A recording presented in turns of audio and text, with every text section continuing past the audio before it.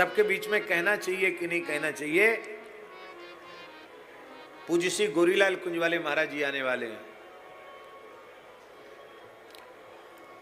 मानसी करते हैं वो, यात्रा में थे और मानसी सेवा का समय हो गया। आज भी जब समय होता तो 7, 7, 7:30, 7:15 बजे के करीब मानसी में जाते हैं शाम को।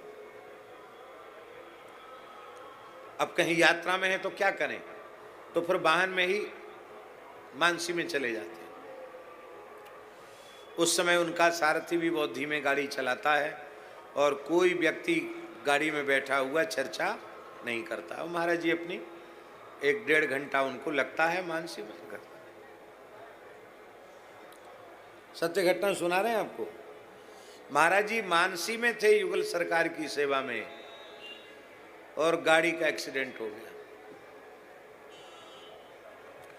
आगे की सीट पर महाराज जी बैठे हैं, गाड़ी का आगे का भाग पूरा खत्म, जिधर बैठे थे उधर का दरवाजा ऐसे भीतर घुस गया, गाड़ी पूरी घूम गई, उलट गई और महाराज जी की मानसी सेवा नहीं छूटी। इतनी बड़ी घटना घटने के बाद उन्होंने नेत्र नहीं खोले। नेत्र क्या खोले, उन्हें पता ही नहीं चला कि क्या हो गया। थोड़ी देर बाद अब गाड़ी में जो लोग थे वो तो बेहोशी में चले गए और महाराज जी उसी अवस्था में। जैसे ही वे मानसी से बाहर आए तब उन्होंने श्री हरिदास क्या हुआ भाई, ये क्या हो गया। गाड़ी इतनी खत्म हो गई थी कि फिर वो एक कदम नहीं चल सकती थी गाड़ी, उसको तो खिंचवा के ले जाना पड़ा। दूसरी गाड़ी की व्यवस्था हुई और महाराज जी को जहां जाना था वो गए। ये क्या है, ये नकल से तो संभव हो नहीं सकता। ऐसी घटना घट जाए और पता न चले, ये संभव है क्या। इसका मतलब है सुनने, देखने, समझने वाली जितनी इंद्रियां वो इतनी गहराई में जा चुकी हैं कि बाहर क्या हुआ उसकी अनुभूति ही नहीं। ये प्रेम की बहुत ऊंची अवस्था है। अब ज्ञान की अवस्था हम बता रहे हैं आपको। स्वामी श्री संपूर्णानंद जी महाराज सौराष्ट्र के महान संत थे। हरिद्वार जा रहे थे दिल्ली से। रात्रि में जाते नहीं थे, यात्रा नहीं करते थे रात्रि में, पर एक भगत पीछे पड़ गया। भगत तो भक्त ही होते हैं, वो महात्माओं की नहीं सुनते हैं। और महात्मा बेचारे पहले मना करते हैं, बाद में सोचते चलो भाई अब ये भगत है, गाड़ी लेके आ गया है, अब इसकी भी सुविधा को हमको देखना चाहिए। तो एकाध बार तो संपूर्णानंद जी मौन थे। उन्होंने स्लेट पर लिख के कहा कि मैं रात्रि को यात्रा नहीं करता। नहीं बापू, रात को ही ठीक है, रास्ता जल्दी कट जाएगा, कल पूरा दिन खराब हो जाएगा, फिर वाहन चलने लग जाएंगे, जल्दी पहुंच जाएंगे। अब बता, हम तो गाड़ी मंगा ली है और ये तो किराया रात भर का ले लेगा। नहीं बापू चलिए। तो उन्होंने फिर मौनम स्वीकृति लक्षणम ऐसे कर दिया, चलो आओ।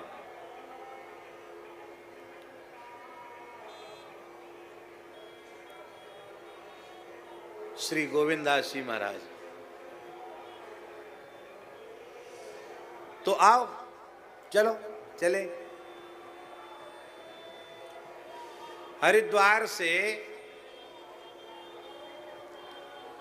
हरिद्वार पहुंचने के 2 घंटे पहले ही ड्राइवर को थोड़ी झपकी आ गई और रात का तो समय था ही। गाड़ी एक ट्रक से टकराई। श्री संपूर्णानंद जी आगे इस सीट पर बैठे थे। उनके माथे में बहुत भारी चोट आई, फट गया माथा और उनका कपड़ा रक्त से स्नान हो गया, रक्त से नहा गया कपड़ा। इतना खून निकल गया, माथा पटा, रक्त निकला, उनका सब काषाय वस्त्र रक्त से भीज गया, लेकिन वे मौन थे। उन्होंने आह ऊह हाय हाय कुछ नहीं, शांत, जैसे कुछ हुआ ही नहीं, बैठे रह गए। अब लोग कह रहे थे चलो हॉस्पिटल ले चलें, चलो चलो चलो, गाड़ी चल रही है तो चलो। तो स्वामी चिन्मय मिशन के संस्थापक थे ना, स्वामी चिन्मयानंद जी महाराज, बड़े उच्च कोटि के महापुरुष थे। उनके यहाँ पहुंचना था उनको, वहां पहुंचे रात को, रात में पहुंच गए, रात्रि के 2-2:30 बज रहे होंगे। तो वो चोट इतनी लगी थी कि सिर सूज गया, संपूर्णानंद जी का मस्तक सूज गया, और रक्त से सब ये कपड़ा और ये सब रक्त से था। वो बेचारे घबरा गए। उन्होंने कहा तत्काल बापू को हॉस्पिटल ले चलो। तो उन्होंने स्लेट पर लिखा विश्राम की जगह बताओ।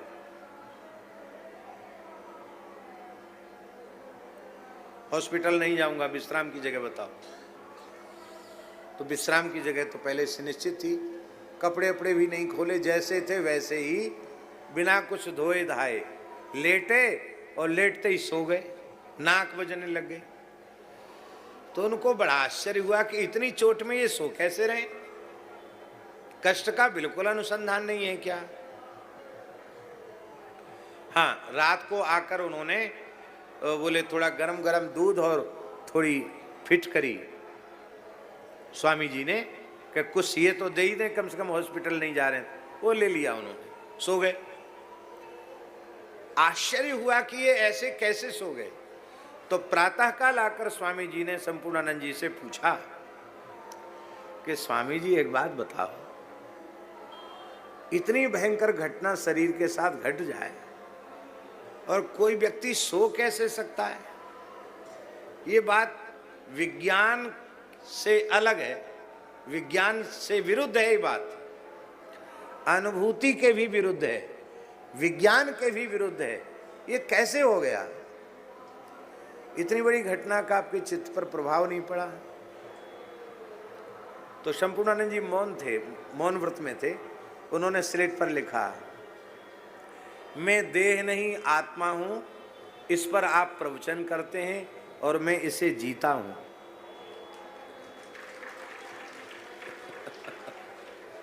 क्या लिखा स्लेट पर?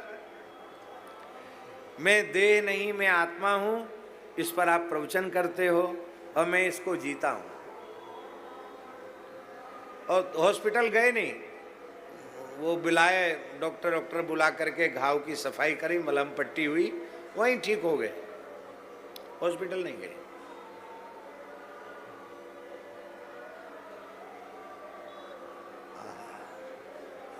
ये दुख की सुख की अनुभूति देहाध्यास के कारण होती है।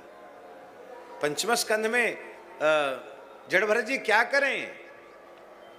स्थौल्यम कार्श्यम आधयो व्याधयश्च, स्थूलता कृशता आधि व्याधि जरा क्लेश ग्लानि सुख दुख काम क्रोध मद मोह मात्सर्य, ये सबके सब भूख प्यास निद्रा भय, ये सब के सब शरीर के धर्म हैं। और जब शरीर से वह शरीर में अध्यस्त हो जाता है, देह को आत्मा मान बैठता है, तब उसे देह के धर्म को वह आत्मा में आरोपित करने लग जाता है। इसलिए रहुगण तू कहता कि मैं तेरी चिकित्सा करूंगा, तो तू मेरी क्या चिकित्सा करेगा? मेरी समझ में नहीं आता। कोई व्यक्ति क्रोध करके पृथ्वी को पीटने लग जाए तो डंडा टूट जाएगा, हाथ में छाले पड़ जाएंगे, धरती का क्या बिगड़ेगा? ये पृथ्वी है, पृथ्वी में और इस देह में भेद नहीं है।